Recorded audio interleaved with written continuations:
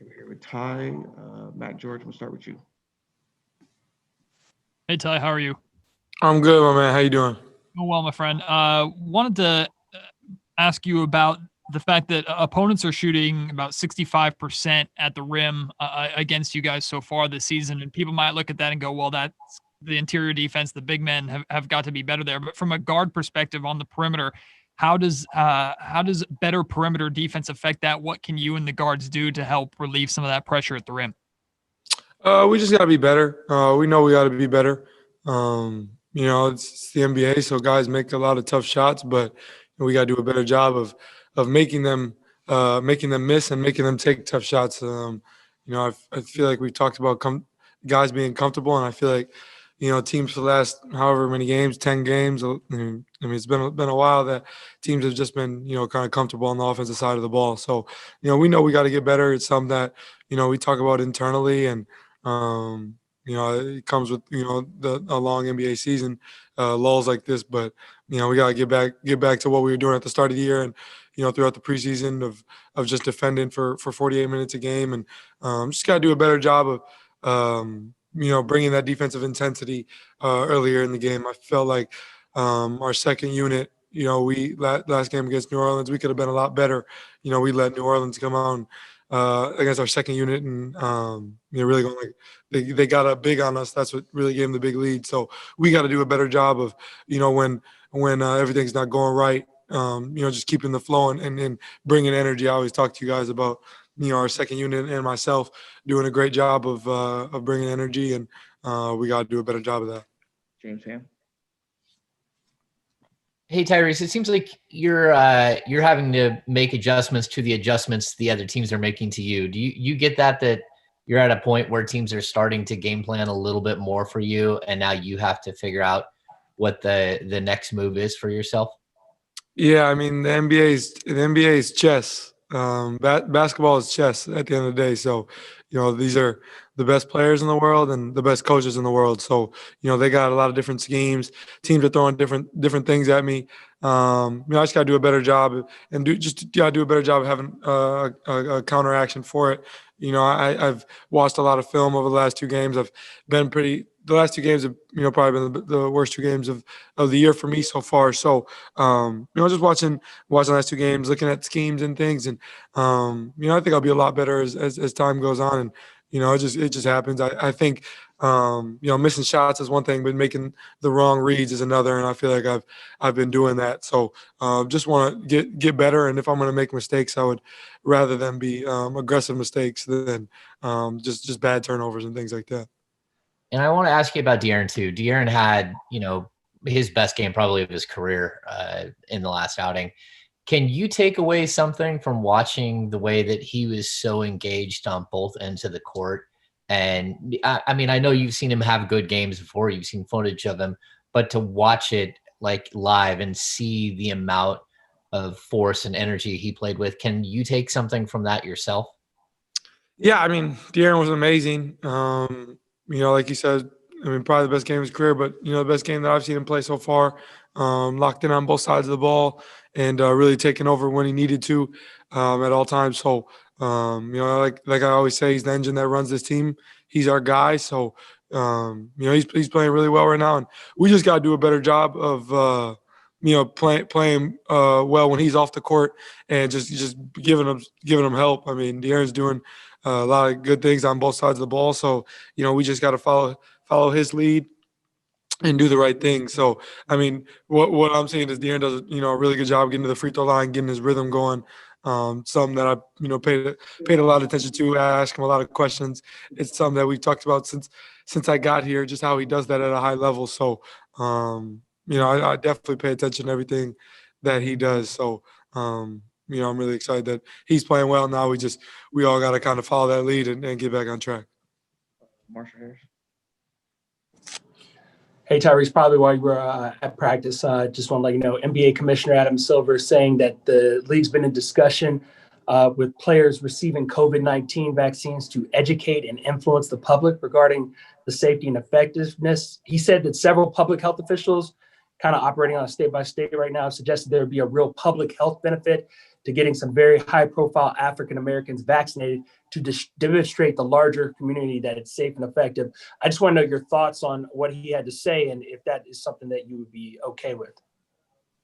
Yeah, I mean that's up to the league, and that I trust public health officials and things like that. I mean, I get the flu shot every year, so I would have too big of a problem of getting the COVID vaccination. So whatever the league's talking about, but I do understand why there's a little bit of a drawback from some people. With everything that's happened in the history of the world with vaccinations and stuff. But it's up to the league, and me myself personally, I'm just going to listen to public health officials and and listen. And I plan on getting the vaccine. So whatever they say. You guys have been one of the few teams not affected schedule-wise by the outbreaks that have happened across the league. How concerned have you been about that? And do you feel like it's just a matter of time if there's not vaccinations? Yeah. I hope you knock on wood while you say that. Yes. Yeah. We've been very lucky. COVID doesn't spare anybody. So you never know when that could happen. It would be rough. I mean, it's been hard for the whole league, but we knew what it was coming in, that it could affect games and things like that. It's nice that it hasn't affected us yet. Knock on wood again. But just we're thankful that it hasn't affected us so far, and that we continue to come out here and compete on a nightly basis. And I think guys have made a really good point of letting it be known, like you never know what could happen tomorrow. So just enjoy every day, and treat every day like it could be your last time playing. You never know when the league could stop or when some could happen. So I think if there's anything last year taught us, and what's going on right now, is just to live every day, and like it's your last, and just give it your all at all times. All right, Sean Cunningham. Hey, Ty. I was just wondering about, obviously being new to this team, how early on you realized that you guys would be having struggles defensively, and whether or not this kind of caught you by surprise, is how to be this bad defensively. Yeah, through practice early in the year, and how we were looking early in the year, I thought that was kind of our identity. I mean, we're young, so we want to play fast and get out in transition. We have the fastest point guard in the NBA, so we want to get out and run. But the only way we can do that is by getting stops. And I think early in the year, that was kind of who we were. Is if we got stops, we knew we could run. And guys know that if they run with me and Darren on the floor, that they're probably going to get a layup or a dunk or an open shot of some sort. So I feel like we've kind of gotten away from that. And obviously, I mean, you guys know I don't have to talk about it too much. We know that that's what we got to do to be better. I didn't know that we were as poor as we have been until I got on Synergy or got on these advanced stats and looked at the numbers, and they've been crazy. But Rome wasn't built in one day, so it's a long year. It's going to take time. It's going to take some bumps and bruises. Some bumps and bruises bigger than others. So we know where we are, but our last names are on the back of our jerseys. Guys we just got to play with some more pride. And, we've been the practices that the little practices that we've been able to have, we've just been getting after it on the defensive side. And, we just got to do that in games to make it translate. Obviously we know there's going to be a little bit of a drop off, but it can't be as big as it has been. But we know we got to get better. And I think we will as time goes on, but you know how it is. It's just comes with the year. There's going to be ups and downs.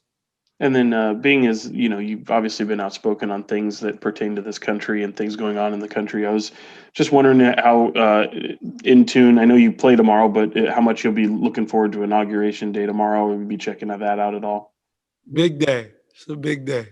So I'm excited.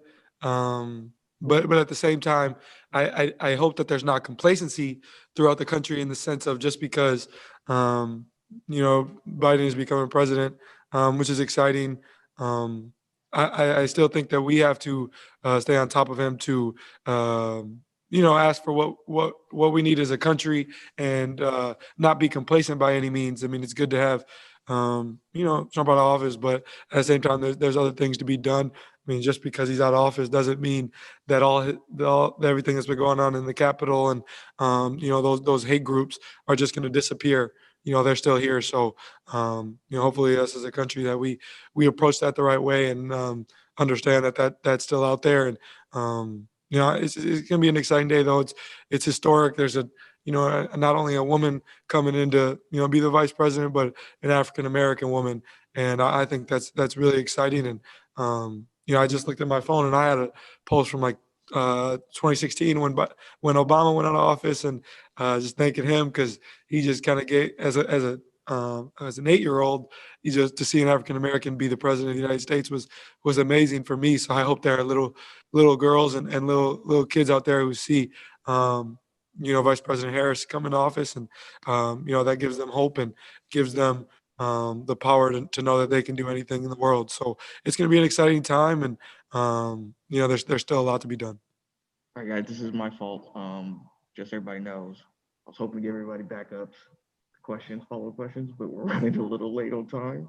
So we got a plane to catch, so just one question each, and we'll get through because we got another guy. So Sean got lucky. Tony Harvey. Oh, okay, young man. It seemed like you in lockstep with politics and public policy that goes on in our country. So that's really good to hear. But I do want to go back to the vaccination question. You did, word is out. You said you would take it, so the NBA might target you to be part of their promo campaign. And you coming from an area with extreme temperatures, taking a flu shot, so you pretty much understand the medical value of this, though. But at least with in the Black community, as far as the Tuskegee experiment, Exactly. Right, okay. So you're aware, you are lockstep with these things. So and that's really a big concern in the Black community, as you know, and everybody want to be confident in taking these type of things, Ty. So just want to get your thought. Get your commentary. Have you and the rest of your teammates have been discussing these things on the outside, in the locker room, whatever, and what's the general consensus from you and the rest of the teammates? Yeah, I mean, internally we talk about it. I mean, it's kind of just a part of everything that's going on. Of course, we have conversations, and guys have different feelings about it, and that's their opinion or their feeling. I mean, there are guys in the league or in the world who say they will get it, and guys in the world who say they won't. But me myself, from a young age, I've got all my vaccinations, so I don't see why I would stop now. So, but I do have an understanding now that I've kind of with everything that's been going on and some boredom and quarantine. I learned about what you're talking about with the Tuskegee study and everything, and that's a crazy situation. I do understand, how that could be scary for African Americans, and I understand that no matter who gets the vaccination, some people just don't care. They just refuse to get it, and that's okay. That's their choice. It's their body, and they get to make that decision. But me personally, I can only speak for me personally. Some that I would do. Okay, Jason Jones. Hey, Tyrese. You hear a lot of guys talk about with the team about communication on defense and how you guys just aren't talking the way you were earlier in the year. Just how does that happen where you go through a lull where something as basic as talking on defense can go away, and how do you get it back? Yeah, I would say for me and just my history, or just of my experience of playing the game of basketball, like when things are going good, sometimes guys tend to stop talking because at that point it might be expected. You know what I mean? They expect somebody to know like their right defensive positions. Like they might not talk in the sense of like just the little things, you know what I'm saying? Like it could be like the littlest of things that you knew when you first started playing basketball, that you were taught as a little kid. Like you just don't talk about it anymore because you are expected to know it. But I think we just do a better job as a whole of just communicating. I had to sit down and talk with Coach the other night, just of me being a better communicator, not only on the bench, but when I'm on the floor, just letting my voice be heard. I mean, obviously I'm 20 years old, I'm a rookie, but Coach does trust me, and I think the guys trust me as well. So me personally, I know I got to do a better job of communicating, and I think that it kind of just it starts at the top and goes all the way down. So the more that I talk and the more that other guys talk, I feel like it's just going to come down. So we just got to do a better job, and I think it is something that we will do as time goes on, and we just got to be committed to that. I mean, being a young team, if you don't talk, you see what can happen, the result of the game. So we just got to do a better job. That's all. All right, we'll do the last one, Jason Anderson. Hey, Ty. Something that I think you've skated by on a topic here we haven't asked you about in the past. Short shorts. What's your what's your philosophy on short shorts, and how do your teammates feel about it? They get on me all the time. My son was just talking to me about it the other day, like why I wear my shorts so small. And like no, I it's just something I didn't start doing in high school. It was just like kind of that trend started to come back. Every trend comes back eventually. So it's just something I started doing. And I just ran with it, and that was kind of how I was known. Like everybody knew I was gonna wear smaller shorts. And now, I mean, for a lot of people my age, they wear shorter shorts. So that's just kind of how I do it. And like, it's like, I don't have any superstitions or anything, but I hate when my shorts touch my knees or anything. So like, no matter what size shorts that our equipment manager, Miguel, gives me, I'm going to roll them at least once. And I know that the league probably hates it. Nike probably hates it. I know Nike hated it when I was in college. I used to roll them twice, and you could see the tag. So they send me shorter ones, and then I still rolled them twice, and they didn't like that. So it's just what I do. I mean, I don't know why. I don't exactly know why. Like you guys know, I used to watch a lot of 80s like early basketball, so maybe just watching Magic or something got me doing that. It's probably his fault. All right, thank you, Ty. Yeah, appreciate you guys.